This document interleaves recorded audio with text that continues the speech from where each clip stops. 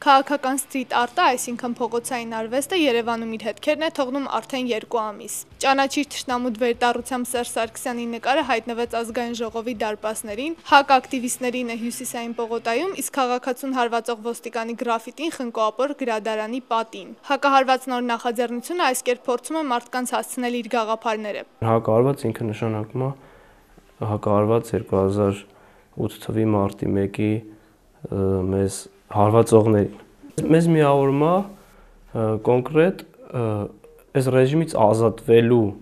գաղափարը։ Հակահարված գաղափարը իր շուրջ է հավաքել ամենատարբեր մասնագիտությունների տեր երիտասարդների։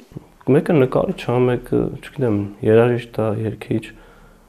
տարբեր, չկա, ես նկարիչ եմ, ամեն նվագում եմ։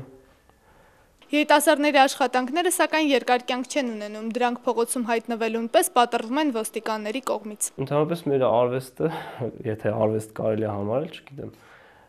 մեր այս նկարները երևի մի 5 րոպե կյանք ունեն, էլի։ Թեկուզ մի քանի րոպեև իրենց ձայնը հնչեցնելու համար հակահարվածի անդամները պատրաստ են աշխատել ժամերով։ Որ այդ Հայաստանի մեջից, այդ ժողովրդի մեջից այդ վախը դեպի մեր փորիկով դյադյաների սև ավտոներով տենց դեպի իրանց կողմ վերանա այդ վախ։ Փառանձեն Վարդանյան, Հովսեփ Հովսեփյան, IPV